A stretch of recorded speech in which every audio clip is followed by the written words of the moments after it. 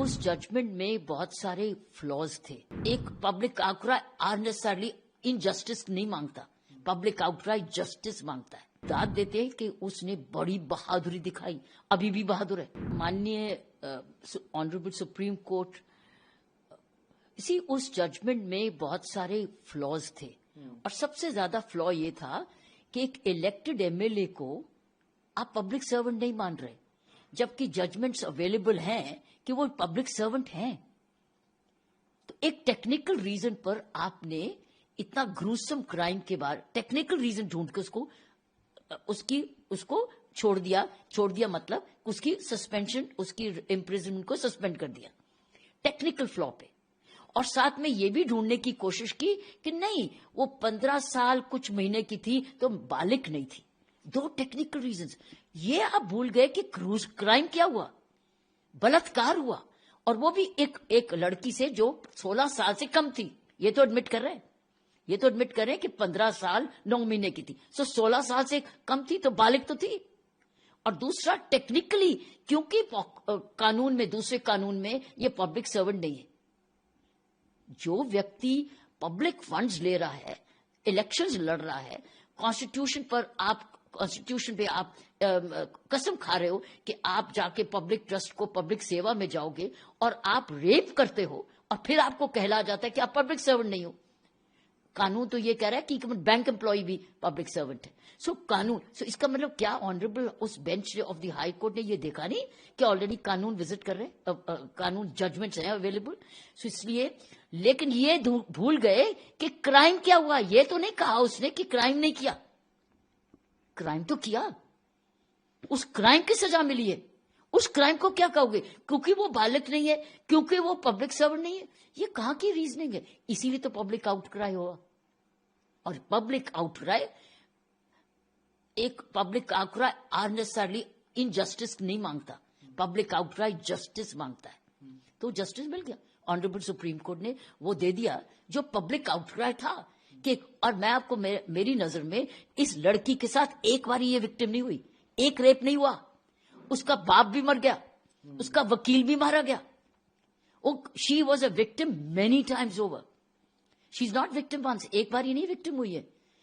जो उसके साथ हुआ वो अलग, बाप के साथ हुआ अलग, उसके वकील के साथ हुआ अलग, और अब चौथी बारी आप उसको सजा दे रहे हो जिसमें कह रहे हो कि नहीं, वो तो पब्लिक सर्वेंट नहीं है और तुम तो बालिग नहीं थी, तो जाओ.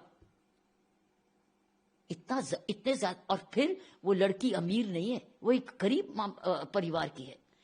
उसके परिवार ने किसी हद तक उसके साथ सपोर्ट किया और खुद विमेन वॉलंटियर्स ने उसको सपोर्ट किया शायद. लेकिन दाद देते हैं कि उसने बड़ी बहादुरी दिखाई, अभी भी बहादुर है, अभी भी छोड़ने को नहीं तैयार है. इसीलिए जब उसने आवाज उठाई और उसके साथ जो विमेन वॉलंटियर्स थी जो जुड़ी हुई हैं, उन्होंने आवाज उठाई सारे देश. और फिर मीडिया का रोल तो था ही.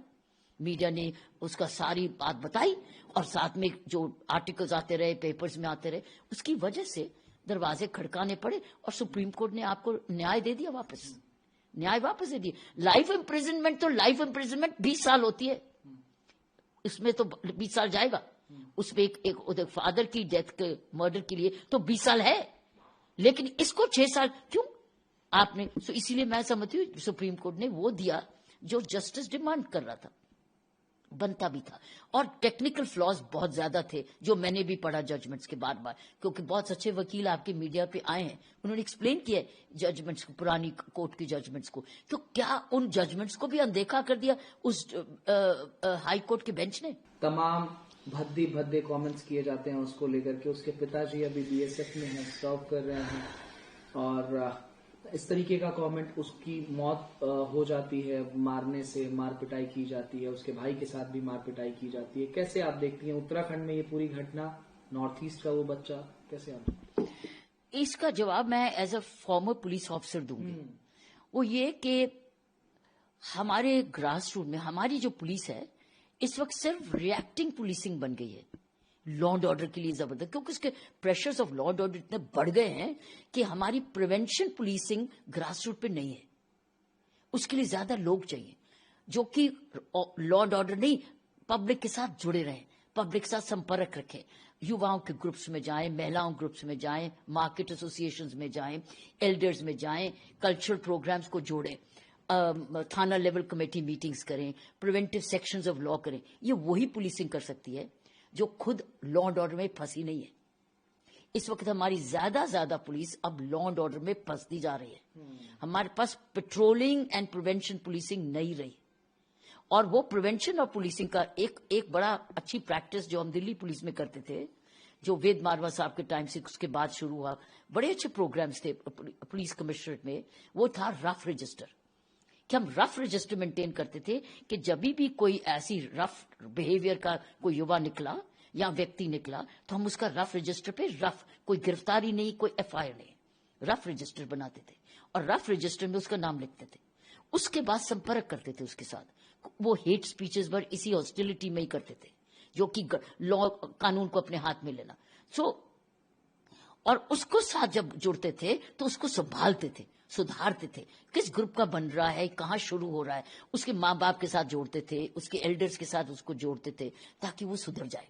हम सुधारक पुलिसिंग बनते थे छोटी उम्र से। जहाँ 14 साल का लड़का 15 साल का पत्थर भांग रहा है, ये कर रहा है, छेड़ा लड़कियों को छेड़ रहा है, तो हम लोग ऐसे रफ रजिस्टर बड़ा है। लेकिन रफ रजिस्टर के बाद प्रिवेंटिव सेक्शंस ऑफ लॉ भी होते हैं जिसमें एफआईआर दर्ज नहीं होती है। आप जमानत लेके माँ बाप का और बड़ों का कंट्रोल वापस ला सकते हैं।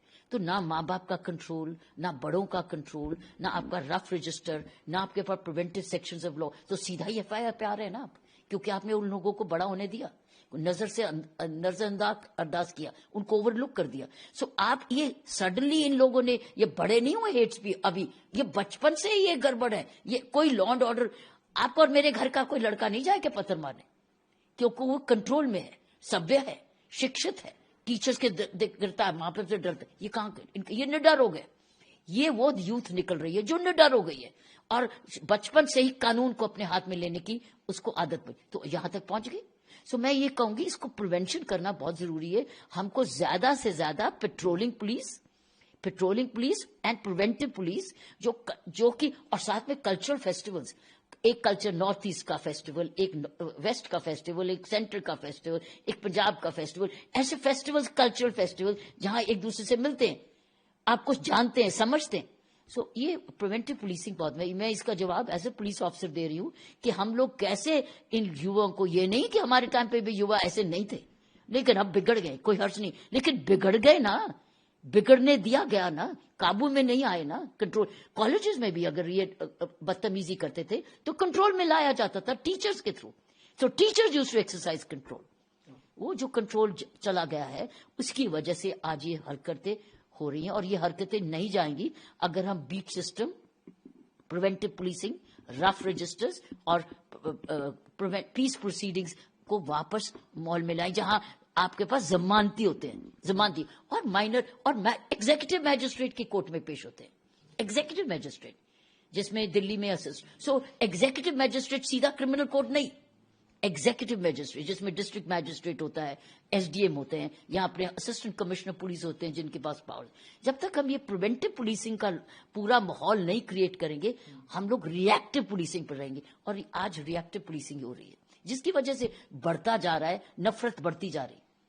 कानून है हेट स्पीचेस के लिए, लेकिन इस नौबत को आने से पहले मैं विश्वास करती हूं कि हमको प्रिवेंटिव पुलिसिंग की तरफ जाना पड़ेगा, जिसमें कम्युनिटी पुलिसिंग है, समुदाय की पुलिसिंग है।